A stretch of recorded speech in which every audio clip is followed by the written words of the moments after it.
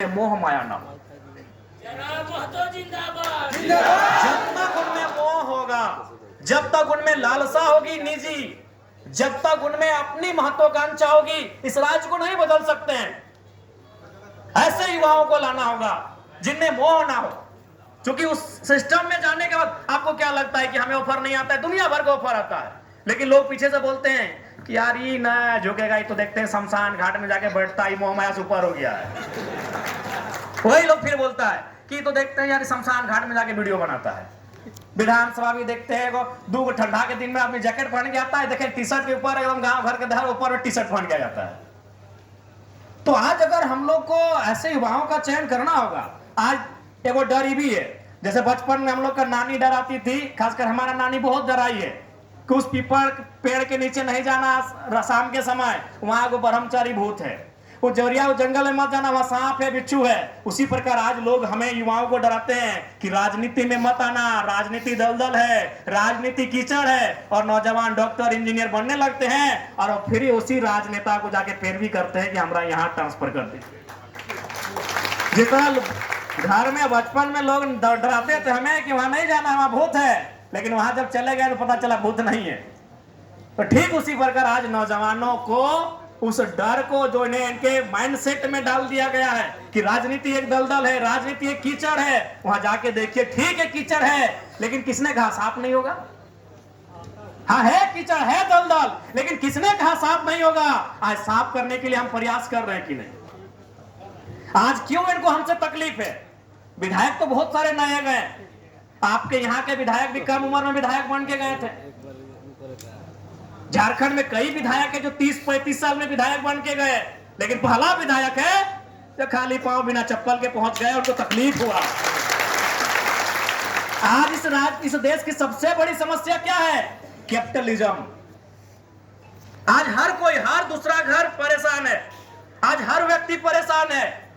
किसान परेशान है, छोटे व्यापारी परेशान है, मजदूर परेशान है, हर वर्ग परेशान है। कारण क्या है? कैपिटलिज्म।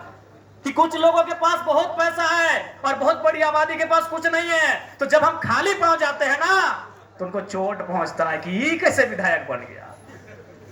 परेशानी हमसे क्यों है? अरे हमारी उम्र में बहुत सारे लोग विधायक बने, लेकिन विधायक बनने के बाद उन्होंने उसी प्रचलन को अपनाया, उसी प्रोटोकॉल को अपनाया। आज हमारा खाली पांव जाना उनकी करोड़ों के रुपए को ठोकर जैसा लगता है।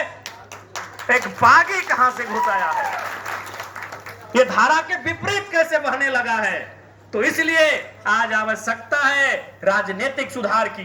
और पलामू की पावन धरती से यह विश्वास हो रहा है कि राजनीतिक बदलाव जरूर इस राज्य में होंगे। क्योंकि राजनीति है, ये व्यवस्था ही है जिसमें हम लोग आके इस व्यवस्था को बदल सकते हैं। व्यवस्था से इतर होकर इस व्यवस्था को नहीं बदल सकते हैं। इसलिए आज पलामू की पावन धरती में आज सभी से मेरा यह अनुरोध होगा कि आप राजनीति को समझें।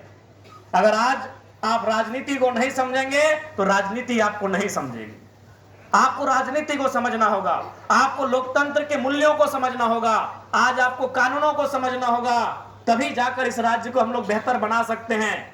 आज चुनाव बहुत महत्वपूर्ण है, हमारा मत महत्वपूर्ण है, आज उसी का परिणाम है। आज देख सकते हैं सरकार बहुत अभिमान से काम कर रही है। उसके अभिमान से काम करने का कारण यही है कि उनको लगता है हमारे पास बहुमत की सीटें हैं, हमारे पास 56 सीटें हैं। लेकिन उनको बता दीजिए, बहुमत अंग्रेजों के पास भी था, शासन अंग्रेजों ने भी किया था, बहुमत उनके भी पास था जिन्होंने सुकरात को विष का प्याला पिलाया था, बहुमत उनके भी पास था जिन्होंने ब्रूनो को जिंदा जलाया था। लेकिन सैकड़ों साल के बाद उन्होंने माफी मांगा था कि बहुमत होने के बाद भी जरूरी नहीं कि हम सही थे, हम गलत थे। तो इसलिए आज ये सरकार जो ये दम भर रही है कि हमारे पास बहुमत है, हम सत्ता में हैं, हम शासन में हैं, तो इसका मतलब ये नहीं कि यही सही है। अगर शासन करना ही सही है तो अंग्रेजों ने 2 साल शासन किया था, 200 साल। अगर शासन करना ही सही का प्रमाण है तो इस देश में अंग्रेजों ने 200-250 साल शासन किया था। इसका मतलब ये नहीं कि वे लोग सही है, लेकिन ये तो है कि जनता ने उन्हें अवसर दिया है। क्योंकि आज हमारे देश का जो वोटर है, हमारे देश के जो वोटर्स हैं, उनका माइंडसेट एक अलग डिफरेंट का है। एक आइडियोलॉजी का